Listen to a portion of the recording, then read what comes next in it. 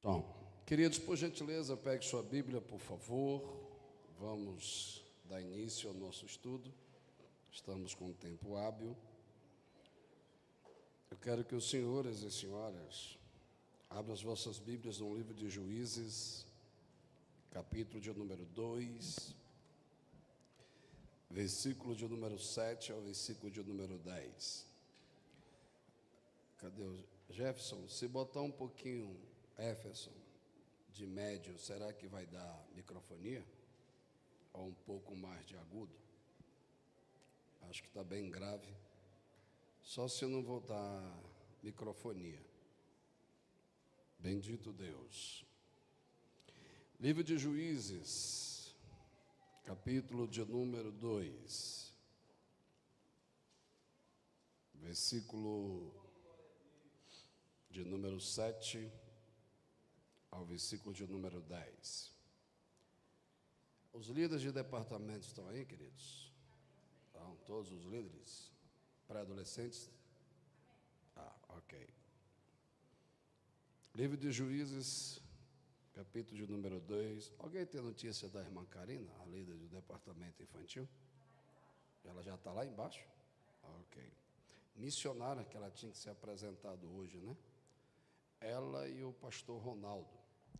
A nossa convenção reconheceu que a documentação do pastor que veio da Convenção Batista está conosco há 4 anos. É isso? Ele está aí, pastor Ronaldo? Ele foi por nós indicado evangelista, que é o protocolo, né? Mas a convenção passou-se 1 ano, ele não precisou nem ser consagrado, ele já foi reconhecido como pastor. Então, é um pastor também da nossa igreja, para a glória e honra do nome de Jesus. E a Karina como missionária, tá ok? Nós apresentamos o melhor domingo, tá bom, meu filho? Tá? Louvado seja o Senhor. Acho que é a minha voz mesmo hoje que está fanha, né? Eu estou cansado? Eu estou com cara de cansado? Não entendi, não. Me dá um café aí, irmão. Vamos lá. Juízes, capítulo de número 2, versículo de número 7 a 10. Eu leio um versículo, os irmãos me respondem com o outro.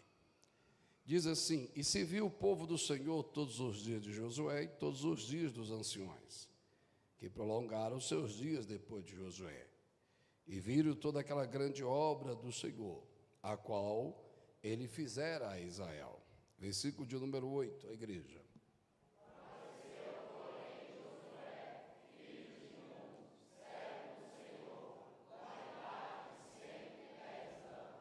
Ok? E sepultaram no termo de sua herdade, em Timnat-Heres, no monte de Efraim, para o norte do monte Gaás. Versículo 10.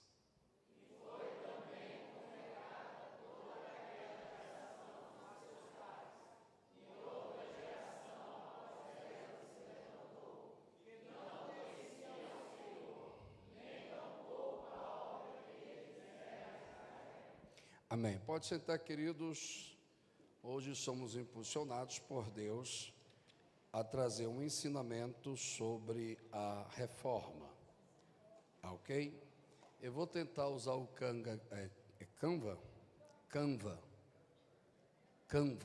é isso? Viu? Quem está lá mesmo? Ronald. Se não, você me ajuda, tá bom, meu filho? Tá? Você vai passando para mim, que hoje eu estou, segundo os irmãos, diz que eu estou cansado. Eu não sei de quê.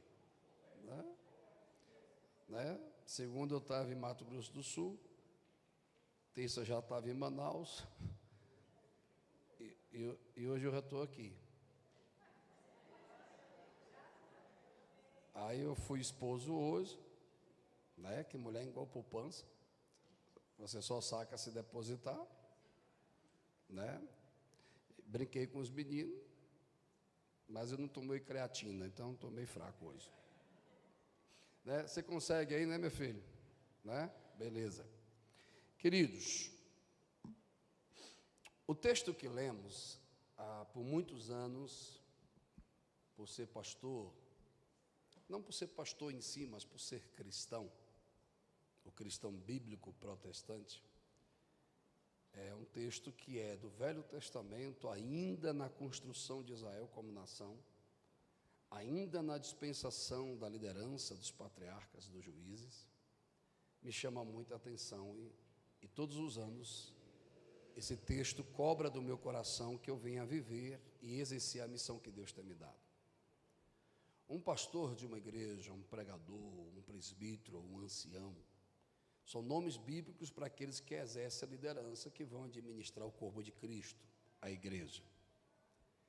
Ele tem a grande importância de influenciar e construir a fé das pessoas através da Bíblia Sagrada.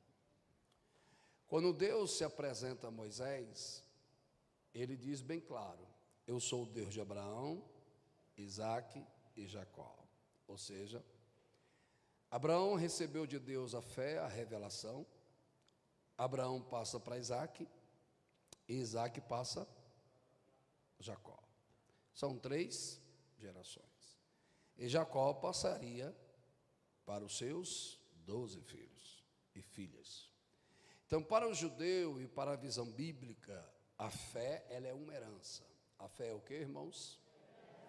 Que ela nem pode ser vendida e nem perdida. Ela tem que ser passada. Aí Moisés é o grande instrumento de Deus. A pregação do domingo foi sobre Moisés, né? Foi? Foi eu que preguei, né? Ah, tá. Acho que eu vou ter que tomar um ômega 3 esses dias. Moisés recebe de Deus a revelação de guiar o povo para viver a promessa, mas não poderia viver desorientado. Eles precisavam de uma orientação. E essa orientação veio pela revelação dos mandamentos da lei de Deus. Do livro de Levítico até o livro de Deuteronômio, que o livro de Êxodo é o livro da saída e do início da lei.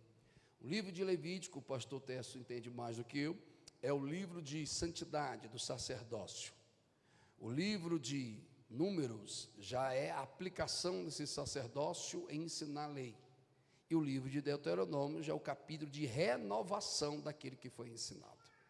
Então Moisés tem diante de Deus de organizar um povo, a nação, e organizar a fé do povo para que seja permanente e que ela se torne herança, para passar para a próxima geração.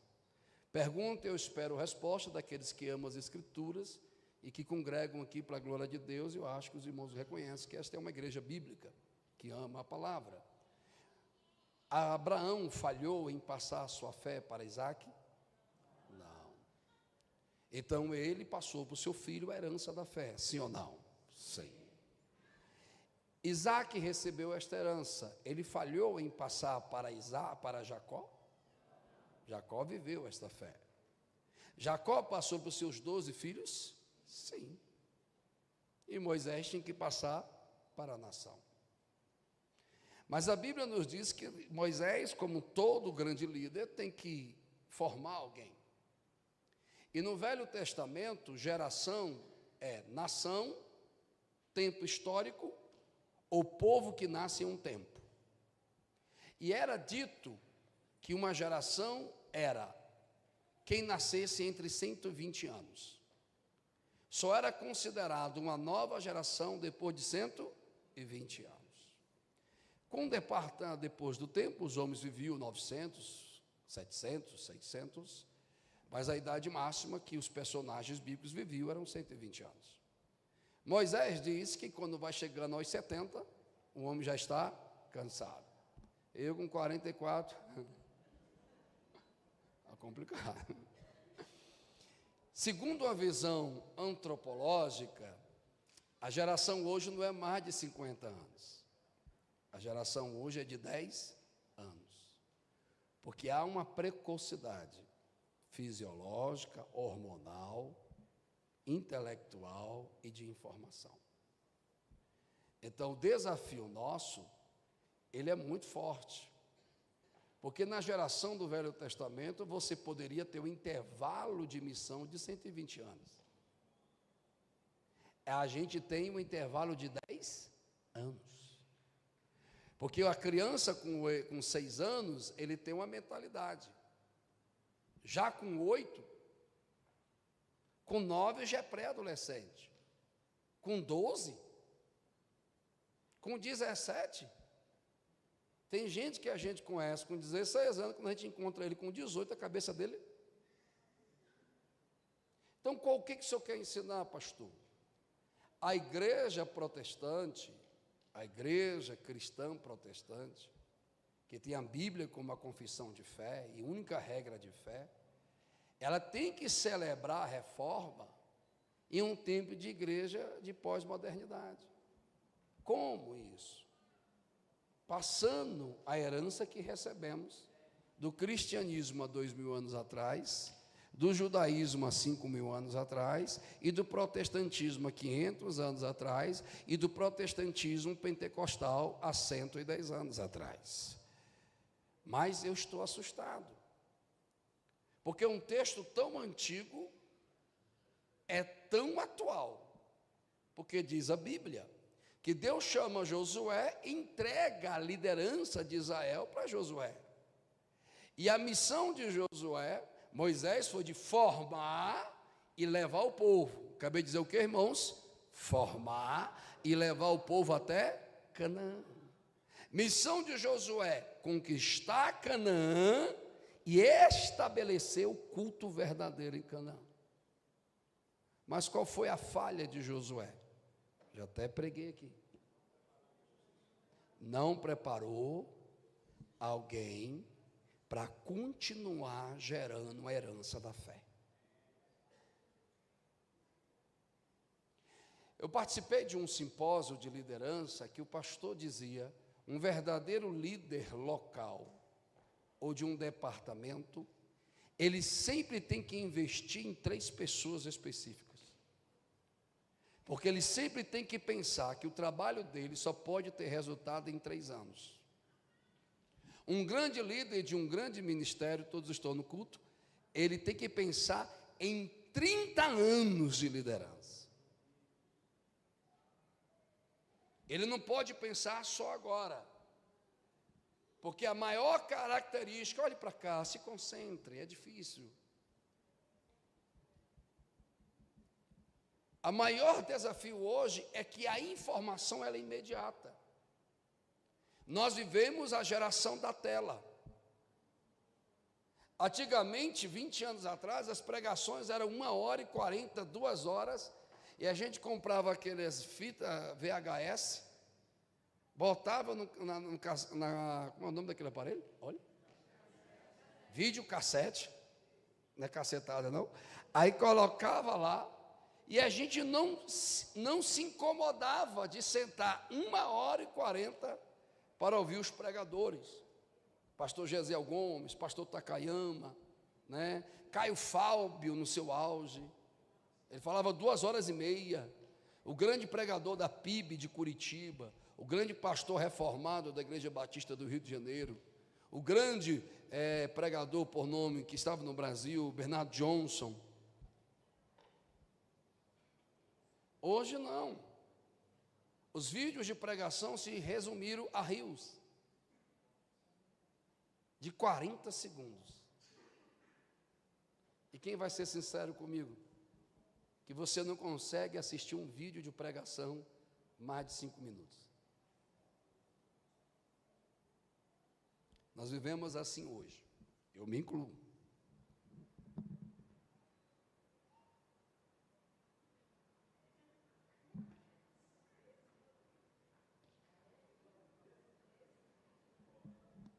Então, como nós vamos aplicar nessa geração a fé bíblica, se a fé tem se tornado virtual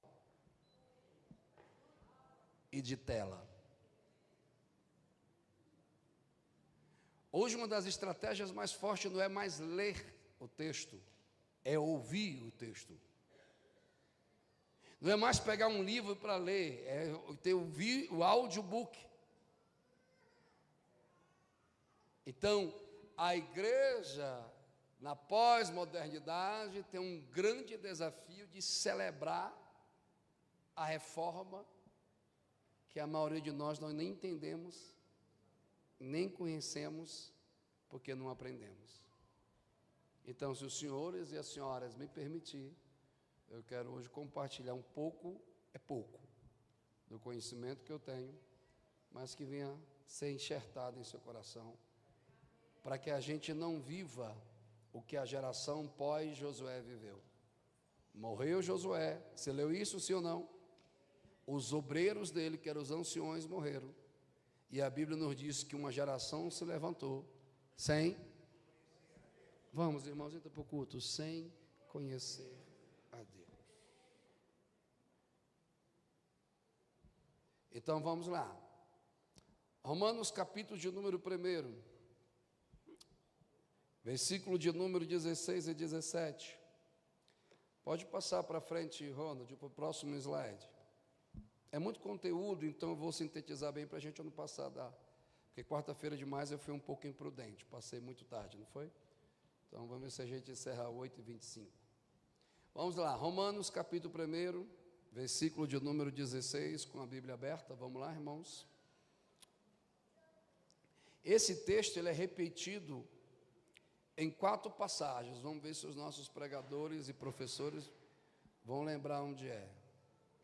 Calma, irmão, está repreendido. Espírito de morte, em nome de Jesus, ou espírito de bagunceiro, está repreendido. Pode ser só fogos, mas estralou, né? Então, quem foi do gueto sabe.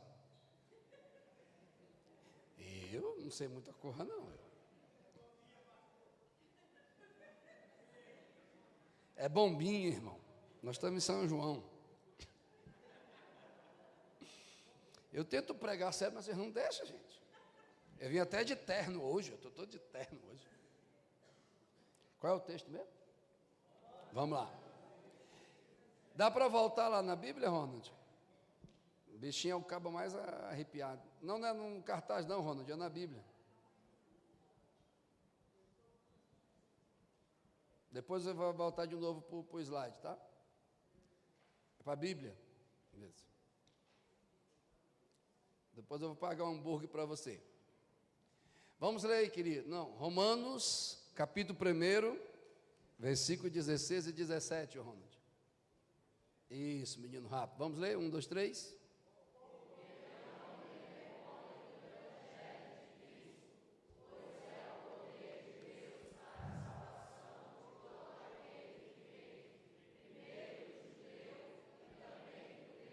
Calma, Paulo está dizendo que ele não se envergonha do Evangelho. Ele não está dizendo assim, eu não me envergonho de uma denominação, de uma religião. Então, a primeira coisa que entendemos é que a reforma não fala sobre religião. A reforma fala sobre o Evangelho. Quero que todos que são cristãos devem saber o que significa Evangelho. Boas novas de salvação. Essas boas novas de salvação é sobre o quê? O Evangelho fala sobre o quê? Sobre Cristo, sua obra, sua doutrina, sua morte, sua ressurreição e sobre a sua vida. Se verdadeiramente eu sou um cristão bíblico, isto é o básico do básico. Então vamos lá. Não me envergonhe do Evangelho de Cristo, pois é poder de Deus para a salvação de todos. Creem que? Filosofia? Denominação? No pastor? No bispo? No apóstolo? No profeta? Creem quem? Jesus Cristo, no Evangelho de Cristo. Então, qual é a herança da fé protestante cristã? É genuinamente conhecer o Evangelho e conhecer o Cristo no Evangelho. Partiu disso, é de homens e religiosidade de homens. O verdadeiro Evangelho é sobre Cristo, para Cristo, através de Cristo e só Cristo. Versículo de número 17. Martim Lutero vai escrever as 95 teses que eu vou abordar agora. Não vou ler as 95, claro. Vou passar no grupo da igreja o estudo e você tem acesso. Vamos lá, senão a gente vai ler o Salmo 119 hoje também, versículo por versículo. Vamos lá, 1, 2, 3.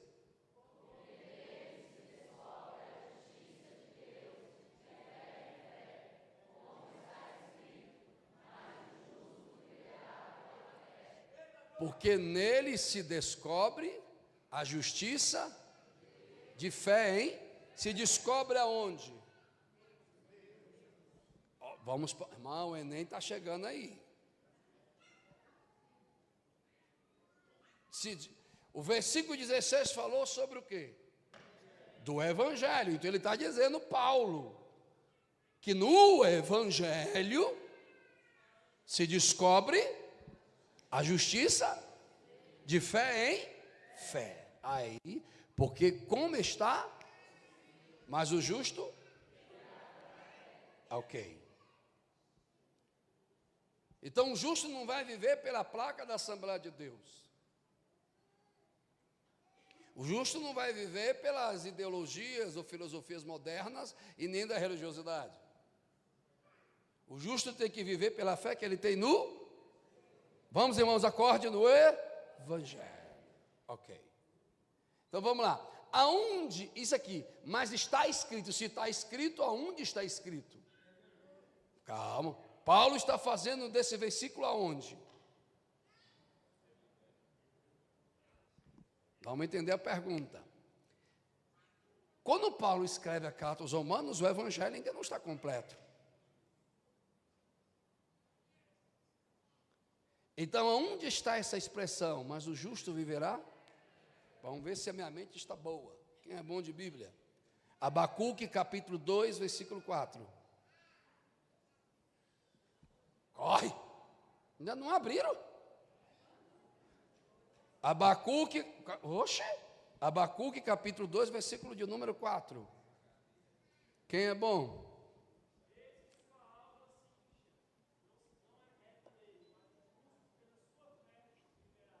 O irmão está mais avexado do que todo mundo. Gostei, meu filho. Fique em pé, venha ler aqui para mim.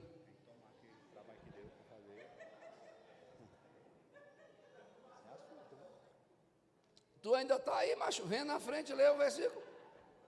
Dá aí o microfone para ele ler para mim. Negócio de gente é assim. Leia aí para nós. Abacuque 2,4 diz assim: Eis que sua alma se incha, não é reta nele, mas o justo, pela sua fé, viverá. O justo pela sua Ou seja, Abacuque está dizendo que a alma dos judeus, que se achavam que Deus tinha que protegê-los só porque tinha uma promessa de Abraão, ele disse, não, a alma desse povo está muito inchada, está muito cheio de mérito, mas eles só podem receber de mim se viver pela fé. E a fé é naquilo que eu escuto? A fé vem pelo... E ouvir? Quem? E a palavra é o quê? O Evangelho. Então a principal missão da igreja na pós-modernidade é que as gerações que viemos alcançar, estou todo arrepiado aqui, irmão, venham ser ensinados a viver, a conhecer o Evangelho puro, o Evangelho bíblico, o Evangelho perfeito, o Cristo do Evangelho, Alabaçarabaragaia.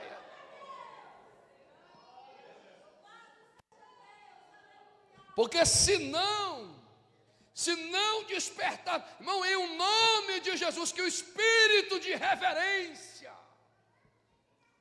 de sede da palavra esteja sobre nós hoje.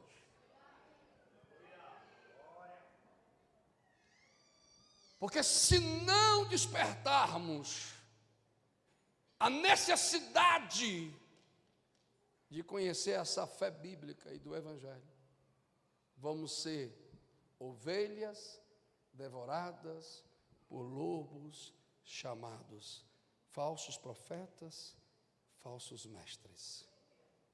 Coloque para mim, Ronald, por favor, Judas, capítulo de número 1, só tem um capítulo, versículo de número 3 e 4. Não espere abrir ali, queridos, procure na sua Bíblia. Epístola de Judas. Gálatas também vai dizer: o justo viverá pela fé. Acho que a carta aos Hebreus também vai dizer: o justo viverá pela fé. Acharam? Está aberto aí a sua Bíblia? Olha o versículo de número 3 aqui no telão. Leiam, por favor. 1, 2, 3.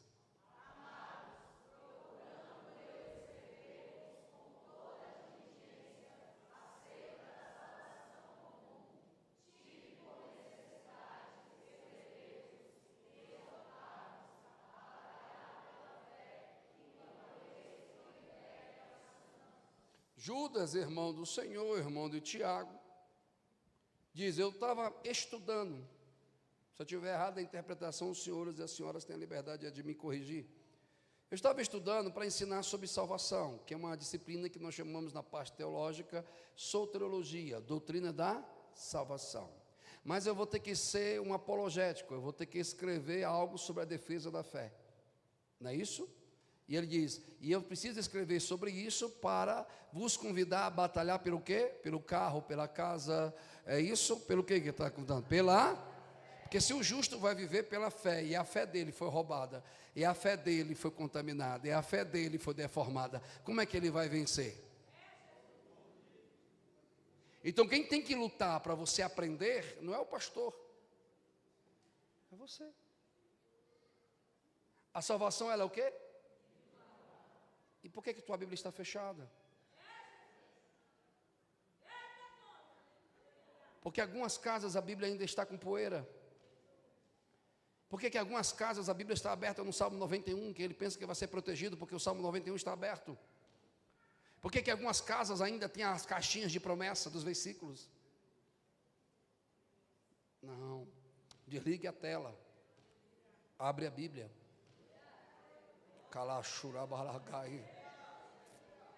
Vou repetir. Feche a tela, abra a Bíblia, porque Satanás pode vir como um anjo de luz, mas todo aquele que conhece o Evangelho nunca será enganado pelo espírito do anticristo. Por favor, levante sua mão por alguns segundos e adore a Jesus pela sua palavra. Adore Jesus pela verdade do Evangelho. Comece a renunciar a esse sono. Adore o Senhor porque você foi alcançado pela verdade do Evangelho. Adore ao Senhor porque esse Evangelho fortalece.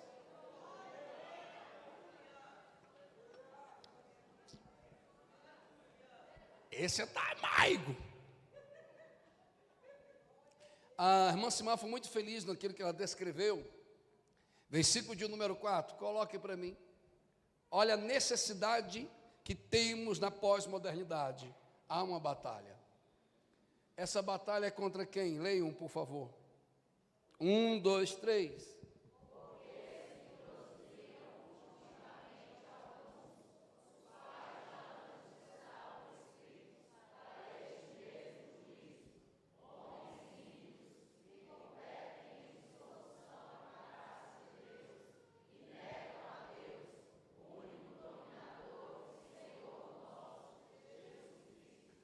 Mil 1900 anos atrás escrito, é atual ou não? Sim ou não? Sim. Como é que eu vou me defender? Fortalecendo minha fé. Eu não vivo pelo domingo, eu vivo pela fé. Eu não vivo pelo sábado, eu vivo pela minha fé. Eu não vivo pelo pregador que vai pregar na quarta, eu vivo pela minha fé. Eu não vivo pelo coach que está sendo bom, eu vivo pela minha fé. Eu não vivo pelo meu pai, eu não vivo pela minha mãe, eu não vivo pelos meus irmãos, eu não vivo pelos meus amigos, eu vivo pela minha fé. E a minha fé é em Cristo, porque o único que não me abandonou foi Ele, o único que não esqueceu de mim foi Ele que morreu pelos meus pecados, é Ele que me ama, é Ele que está vindo me buscar. Cadê esses que creem nisso aqui? Aleluia! Arabaia, sal, arabala. Que haja sede em mim e em você. Haja fome. Não no evangelho de oba-oba, mas um evangelho bíblico. de dizer: Senhor, não me faça sair daqui. Não me faça sair da minha casa de manhã se eu não abrir o Evangelho. Não me faça eu ir para o trabalho se eu não ter colocado meu joelho no chão. Não me faça estar na rua sem lembrar do teu Evangelho. Aleluia, aleluia. Que eu não venha lembrar de Deus só domingo à noite. Que eu não venha lembrar de Deus só no dia das minhas necessidades. Mas que eu venha lembrar que eu vivo é pela fé. Que eu respiro pela fé. Que eu necessito da fé. No dia 31 de outubro de 1517, Deus levanta um homem pecador, que se encheu com seu Santo Espírito a fim de avivar a sua igreja e tirar do mundo da idade das trevas para a modernidade. No início do século XVI, o monge alemão Martinho Lutero alcançou as ideias da pré-formadores em 1516 a 1517. Publicou 3 sermões contra a venda do perdão total, ou a venda do parcial dos pecados e as indulgências. Lutero, no dia 31 de outubro de 1517, ousadamente pregou o estudo que ele fez sobre o que é viver pela fé nas 95 teses, com textos bíblicos, aplicações bíblicas e conhecimento bíblico. As 95 teses que contrariavam o papado na porta da igreja do castelo de Wittenberg, com um convite aberto ao debate sobre elas. Este fato é considerado como o início da reforma protestante. Alguém leu e foi liberto. Alguém conheceu e foi liberto. Alguém abriu e foi liberto. Vamos ver se aqui tem crentes pentecostais. Porque o pentecostal, para mim, ele não se alegra porque alguém bate pandeiro. Ele não se alegra porque alguém chama ele de campeão. O pentecostal, para mim, não é aquele que alguém joga água em você, joga óleo em você. O pentecostal, para mim, é aquele que quanto mais abre a Bíblia e ouve a Bíblia, o coração aquece, a lágrima cai no canto e ele glorifica o Senhor. Martinho Lutero viveu o que Cristo disse: conhecereis a...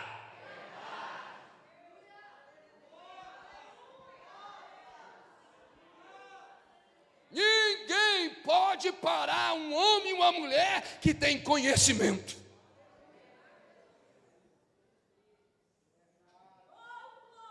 Quando ele pega o texto bíblico e começa a escrever as suas teses, diz a história que ele não simplesmente queria sair da igreja. Eu vou abrir uma igreja. Ele diz assim: eu preciso anunciar para a igreja que ela não precisa pagar para os pecados serem perdoados, que ele não precisa pagar para ir para o purgatório, que ela não precisa comprar terreno no céu, que ele precisa acreditar que Cristo morreu pelos seus pecados. Quem me ajuda a adorar? Quem me ajuda a adorar? Naquela época, a palavra do Papa era lei, e a igreja era perfeita, e ela era o único caminho que tinha que entrar para o céu. Mas a gente disse: não foi o Papa que morreu pelos pecados, não foi a igreja que foi crucificada. Quem foi crucificado foi Cristo. Quem morreu pelos meus pecados foi Cristo. Alguém me ajuda a adorar, pelo amor de Deus. Ninguém vai para o céu porque você tem dinheiro, mas alguém vai para o céu por causa do sangue de Cristo Jesus na sua vida. Pegue na mão de alguém, por favor, e diga: existe uma batalha. Querem roubar a sua herança. Qual é a sua herança, irmão? Em quem? Através do quê? Através do... povo arretado. Mas eu percebo que atualmente no Brasil, pode deixar lá no slide, o Ronald, no tema mesmo. Atualmente, no dia 31 de outubro, comemora-se o que no calendário brasileiro e norte-americano? Halloween. Quem é bom de inglês? Halloween é um... Ai, legal. Halloween é... Eu só sei do inglês do Ceará.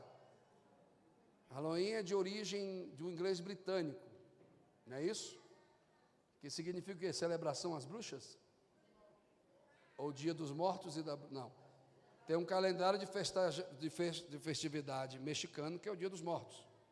Mas dia 31 se comemora especificamente o Dia das Bruxas, que é celebrado por uma religião chamada satanismo, que é adoração a quem? Aí vamos lá. Veja a imagem.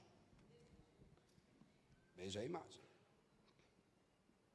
Sou de uma igreja evangélica, protestante.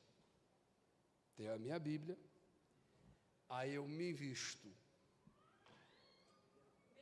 de um personagem de bruxo e vou para a reunião do meu trabalho. Mas é só um personagem.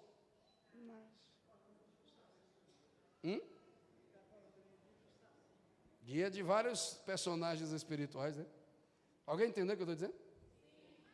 Eu vi um casal de amigos, que eles eram líderes de jovens, e disseram assim, para a gente não perder os jovens, a gente tem que enfrentar essas coisas, para eles não irem para as festas do Halloween em outro lugar, a gente vai fazer uma festa.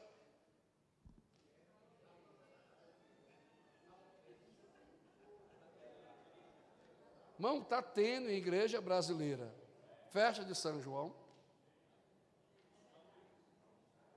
Cosmos e Damião. Isso tudo é ídolo, e a Bíblia nos diz que aquele que oferece a ídolo está oferecendo o quê? A quê?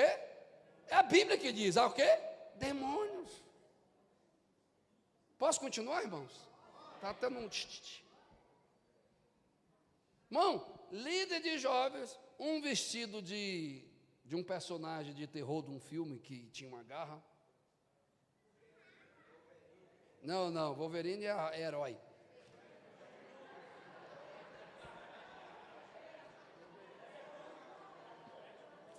Não mexa na minha infância, é essa que vem. Jason, que era a hora do pesadelo. Não, Jason era do facão, da máscara. Fred Krueger. Aí eu cheguei, cara, o que é isso? Ele falou, não tem nada a ver. É só um personagem de terror para se reunir no dia 31.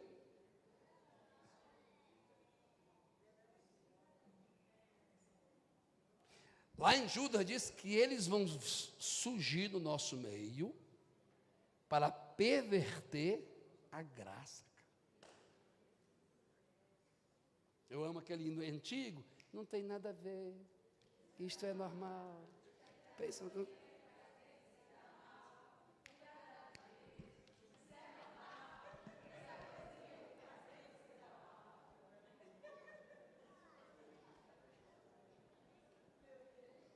nós não estamos falando de usos e costumes ou tradições religiosas, nós estamos falando de princípios. É tão bonitinho, meu filho, vestido de Fred Krueger. E o Chuck, que é aquele demônio de um desenho. Mas aquele é o pior, irmão. Aquilo me traumatizou na minha infância, irmão. Aqueles olhos verdes. Aí uma vez eu fui fazer missão. Onde foi a cidade, menino? Eu me hospedei na casa de um irmão lá em Minas Gerais. E o filho dele tinha um Fred Krueger. Mas eu ouvi a cabeça daquele boneco rodar, irmão.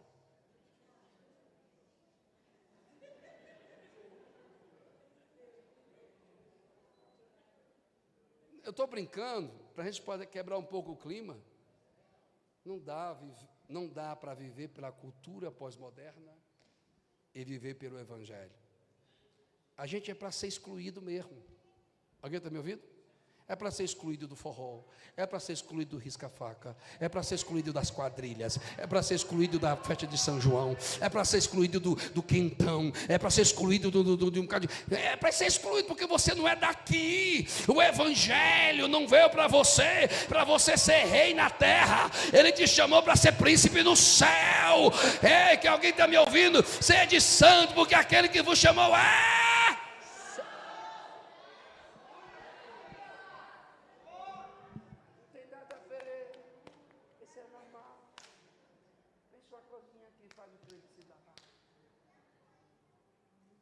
Pastor, alguém chega para mim, pastor, mas eu sou inteligente, o Evangelho não me proíbe. Eu digo, proíbe não, macho. Eu posso beber? Eu digo, pode. O homem também tem necessidade. Eu tenho minha esposa, eu posso ter, fisiologicamente o homem é poligâmico. Crente, reverendo. Ele dizia, pode? Eu digo, pode. E de vez em quando, eu vou ali com minha esposa, lá na Asa Sul, onde tem um MPB legal, eu sento lá e vou ouvir um MPB e tal, eu tomo um uísquezinho legal, e não acho que não tem nada a ver. Eu digo, não tem nada a ver não, pode. Ele, cara, eu estou gostando de tudo, tu é inteligente. Eu digo, eu sou. Aí ele vai falando umas 18 coisas, eu digo, pode. Aí tu acha que por causa dessa religiosidade, desse fanatismo, tu acha que eu não vou para o céu? Eu digo, não vai não. Eu digo, mas tu pode tudo na terra, mas não pode nada aqui para te levar para o céu. O evangelho é para todos, mas o evangelho não é para tudo. Todas as coisas me são lícitas, mas nem todas me convém fazer. Quem é do evangelho aqui, levante as mãos, enche a casa de adoração. Cadê os avivados aqui? É pelo evangelho.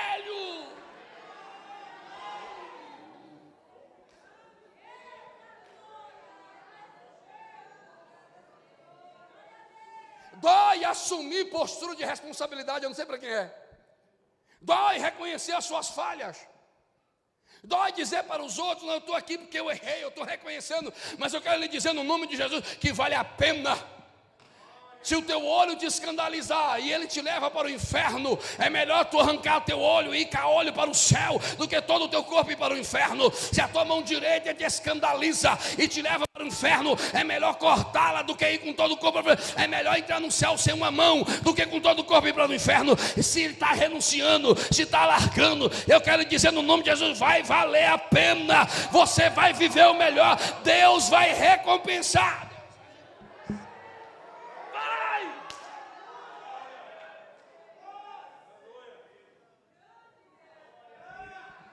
Está transmitindo, né? Mas acho que a Mara não vai achar ruim, não, porque foi antes dela, né? Irmãos, vocês já tiveram essa experiência que a mulher briga contigo porque ela sonhou um sonho? Rapaz, assusta nós, irmão. Alguém conhece a Mara aqui mesmo? Alguém conhece? Ela não é toda delicadinha, né? Irmão, de vez em quando me dá medo.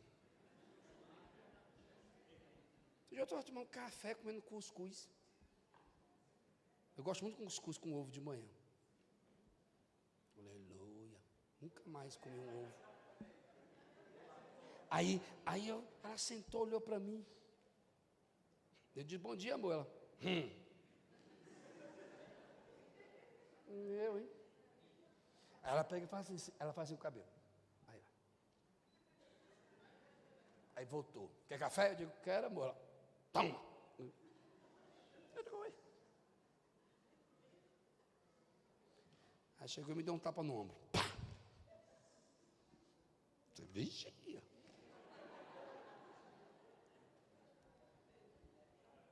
Irmão, aquele olhar dela me dá medo.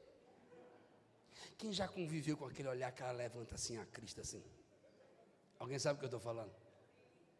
Menino, chega a dar um fio na espinha assim. Eu brigo com vocês, fecho a cara, vocês não têm medo de mim, vocês ficam rindo. É tipo os meninos lá de casa, eu nunca bati. Mas na hora que a Mara levanta a mão, o que tem a ver com a mensagem? Nada a ver mesmo. É porque eu desconcentrei, eu tenho que voltar agora. Por que exatamente a pós-modernidade ou a modernidade cria um feriado, uma data comemorativa que celebra a morte, satanismo, no dia do protestantismo? Quem pensa comigo? Quando houve a reforma protestante, o maior opositor era aquele que domina o mundo. Quem dominava o mundo em 1500, no século XVI? A Igreja Católica. o governo papal. E quando veio o protestantismo, que pregava que ninguém precisava mais da igreja, é forte, velho. E nem precisava mais pagar para ser aceito, mas só crer para ser perdoado. Eita, mano. Aí eles criam 3 métodos, que eu estou lendo, porque aqui é muita coisa, para poder encerrar isso, que a gente chama de contra-reforma. Eles criam a Inquisição, que era um grupo de líderes religiosos que fiscalizavam o comportamento e a fé das pessoas. E se descobrisse que as pessoas eram protestantes ou acreditavam no judaísmo, eram torturados, perseguidos até a morte. Alguém já ouviu falar sobre isso? Batalhar contra a fé. Segunda coisa que eles criaram, é o chamado criação de livros proibitivos, que é o Index Librorium, mais ou menos isso, que tinha toda a literatura que um cristão não poderia ler. Se lesse, era excluído ou torturado. E você sabia que tinha lá a Bíblia? Terceiro, a criação da Companhia de Jesus. Os índios brasileiros foram catequizados por jesuítas como exemplo. Era chamado imposição da fé. Crê, creio. Se não crê, morre. Isso que se levantou contra a reforma. Aplicando para hoje. Acorda que eu estou falando para pessoas inteligentes. O que está se levantando contra a reforma hoje? O Ministério Público do Estado de Pernambuco entrou com uma ação chamada Governo Social de Pernambuco para processar os pais de alunos que começaram a cantar hinos na hora do recreio.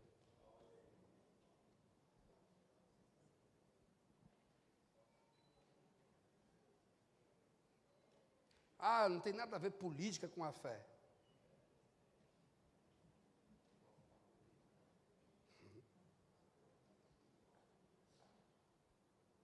Hoje tem escolas em alguns estados, acho que foi aqui na Ceilândia, que foi impositado que a comemoração do Dia das Bruxas era colocado como ponto no currículo da criança. E a criança tinha que obrir.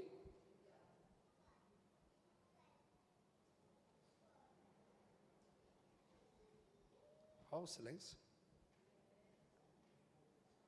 Existe uma batalha. E o alvo é roubar de uma geração a herança que recebemos. Posso continuar ou não? Os irmãos ainda estão concentrados ainda? Qual é a maior arma contra a fé protestante na pós-modernidade? O que realmente é perigoso? Por que Halloween nos dias que se comemora a reforma?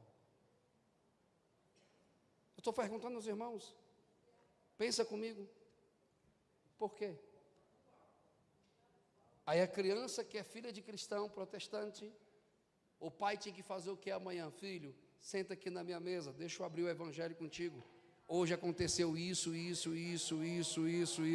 A história diz isso, mas não. Ele pega a lancheira, franquia a educação dos seus filhos ao Estado, e o Estado, que é para ser laico, ultimamente está sendo mais laicista do que perseguir um culto de criança, se organizar um ministério público.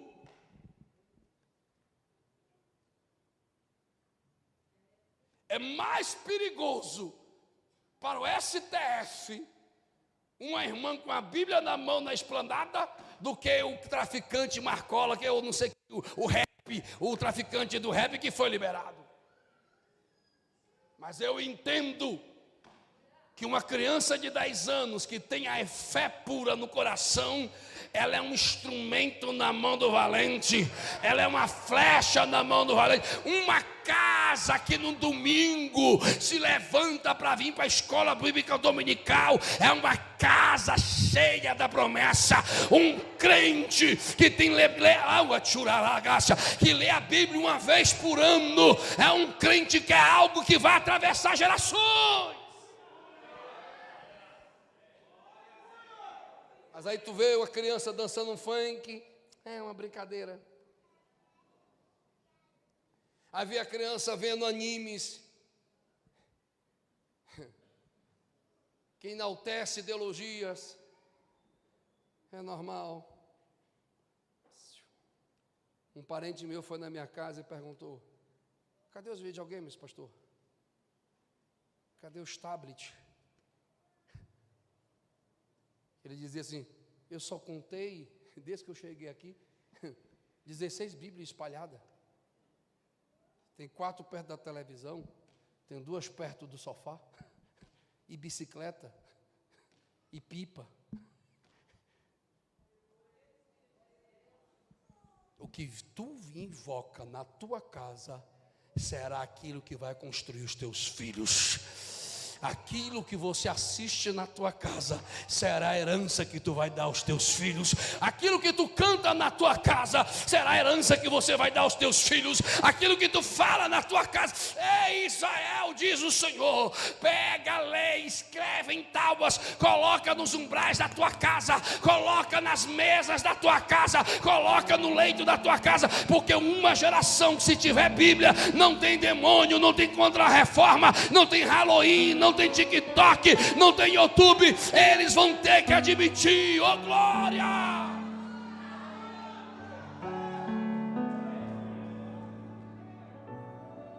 Passe para mim, filho. 1, 2, 3, 4, 5, 6, 7, 8, 9, 10, 11, 12, 13, 14, 15. O slide número 15. Vamos terminar agora. Pode passar bem para frente, filho. Está lá: o desafio é que guardemos o evangelho que recebemos neste tempo. Você achou? Mais para frente, isso. Isso, bem aí, segura aí. Leiam para mim, por favor. 1, 2, 3.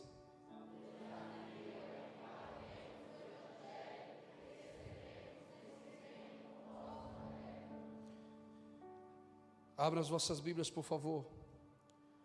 1 Coríntios, capítulo número 15. Alguém está entendendo a didática de hoje? Dá para repetir esse ensinamento quarta-feira que vem? Podemos, sim ou não? Aí eu quero pedir aos pastores e liderança que se organizem, porque dia 19 nós vamos ter nossa reunião geral de liderança de obreiros para administração de propósito do ano que vem. Dia 20, eu estou decidindo se a gente vai começar a campanha do jejum e oração ao dia 20 ou dia 27 para a nossa Santa Ceia de dezembro, para já apresentar a nova liderança. Tá bom? Ano que vem nós vamos trabalhar especificamente com o discipulado familiar. Ainda não achei aqui a Bíblia. O 1 Coríntios está onde? Aí o Mateus ia me responder assim: está na Bíblia, pai. 1 Coríntios, capítulo número 15. Versículo de número 3, versículo 1 ao versículo 4. Eu vou ler 1 e eu quero que alguém leia o versículo 2 para mim. E também vos notifico, irmãos, o evangelho que já vos tenho anunciado, ao qual também recebeste, no qual também permaneceste. Versículo 2.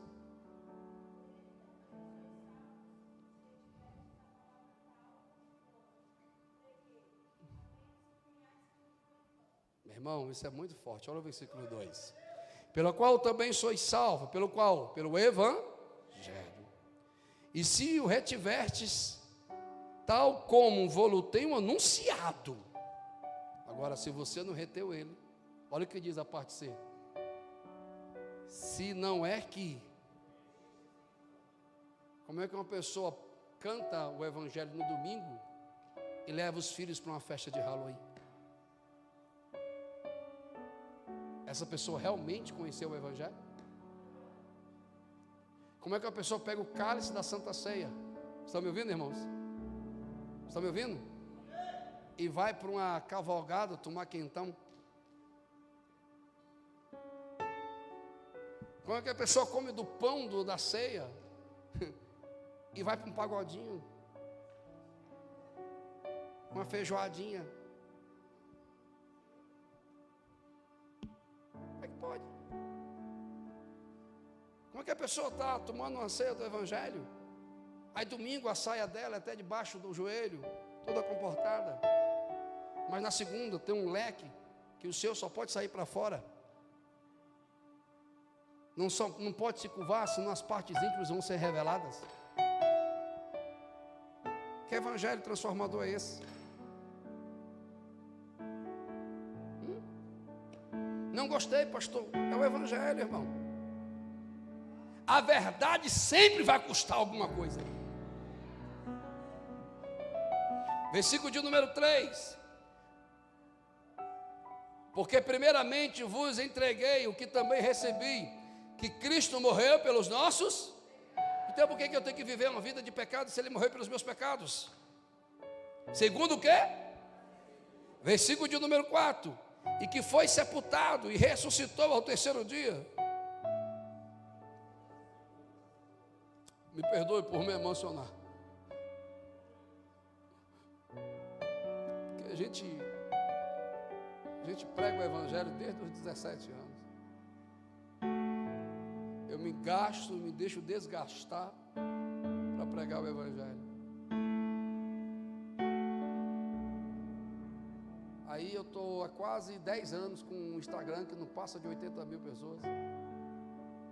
Aí vem uma menina que não fala nada do evangelho e compara as coisas com o celular. Ela tem 2 milhões de seguidores. Deu para entender? Aí você tem Russell Shedd, um grande pregador reformado no Brasil, um grande teólogo, que marcou a história dos cristãos no Brasil pela pregação do evangelho. A página dele tem 13 mil pessoas. Mas um cantor que se diz homoafetivo, que diz que o evangelho que não é bem assim, é mais celebrado pelos jovens cristãos do que Russell Shedd.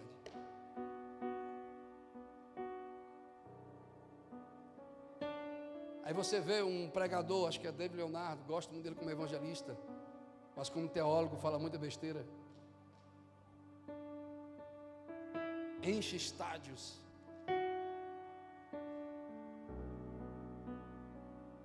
E pregador como o pastor Basto, saudosa memória, ninguém lembra quem é. Pastor Antônio Nácio, que evangelizou o Goiás em cima de uma bicicleta, em cima de carroça, ninguém sabe quem é. Ou a primeira mulher que foi batizada, a irmã ali sabe, a primeira mulher que foi batizada com o Espírito Santo no estado do Pará, que foi curada. Será que essa geração sabe? Ou o holandês que veio em embarcação e evangelizou o estado do Maranhão. Ou o fundador da igreja presbiteriana, que era juiz no Chicago e chegou a mais de 200 anos atrás e foi pregar no Rio Grande, para a parte do sul do Brasil. Ou os irmãos do país do país de Gales que foram sacrificados, ou os irmãos que foram queimados, ou os irmãos como Agostinho que foi colocado na fogueira, mas ele disse que levantariam um depois dele que pregaria dessa justiça. Ou os irmãos que foram devorados por leões no Coliseu e não negaram a fé. Ou os irmãos agora lá na China que estão num trabalho forçado porque não negaram a fé. Ou os irmãos que foram no Vietnã pregar o evangelho, as unhas eram arrancadas, os dentes arrancados e dizia, nega Jesus. Ou a mulher que estava grávida, que foi arrancada o feto da madre e foi colocada a cabeça do marido e disse, nega esse evangelho. Ela disse, não negava. E nós queremos negar esse evangelho pelo um amigo, pelo um YouTube, pelo um qualquer. Aquilo que não me vale nada, eu nunca dou o devido valor. Mas aquilo que me vale tudo, eu darei extremamente o valor. O evangelho é tudo para mim. O evangelho tem que ser tudo para você.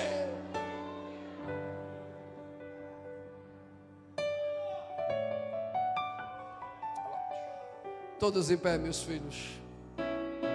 Passe para o próximo slide, filho. Paulo está dizendo: este é o evangelho que eu recebi, não vou falar outro. Eu vou dizer para a igreja que eu sou pastor. Não sei ser artista, eu não sei ser coach, eu não sou muito simpático, não sou um pastor muito amoroso, ou a último levante que eu tenho sentido na casa, eu não sou um pastor muito presente. Mas uma coisa eu tenho convicção da minha consciência, aleluia, eu sou um pastor que ama falar do evangelho. Se você veio nesta noite achar um homem perfeito, uma oração, uma oratória perfeita,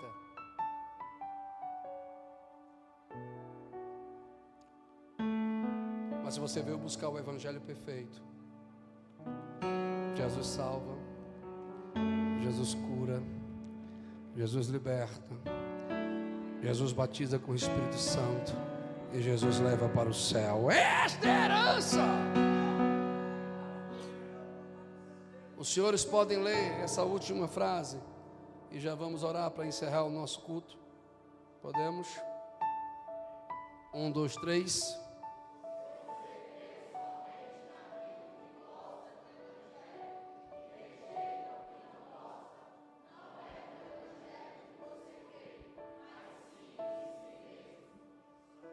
Escolha o que você crê, nos homens, em si, ou no evangelho. Você crê em quem? O justo viverá pela fé. Passe para frente, meu filho. Essas são as duas ferramentas que Satanás tem usado para tentar destruir a herança protestante no Brasil. Primeiro, o culto da igreja pós-moderna e a celebração da reforma. Pela pluralidade de denominações que se declaram cristãs, tenho percebido, na sua grande maioria, um crescimento em estrutura. Na verdade, os tipos de culto que temos visto, nada lembra a celebração da reforma e seu princípio. É bom que haja questionamentos por parte de todos os pregadores. O meu culto tem sido para quem e como tenho oferecido este culto.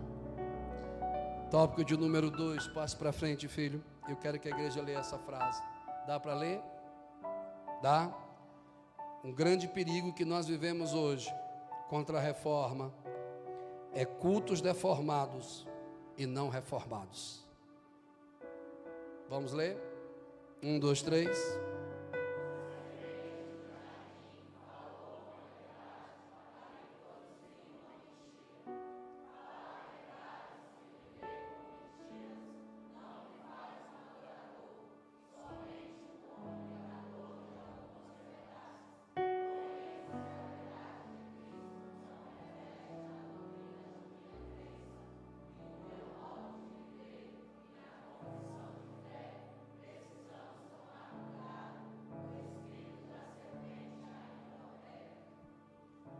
Consegue meditar bem nessa escrita aí?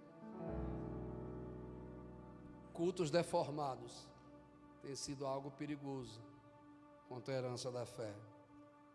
Passa mais um para frente. Só esse mesmo. Só essa frase em negrito em cima. Vamos lá. 1, 2, 3.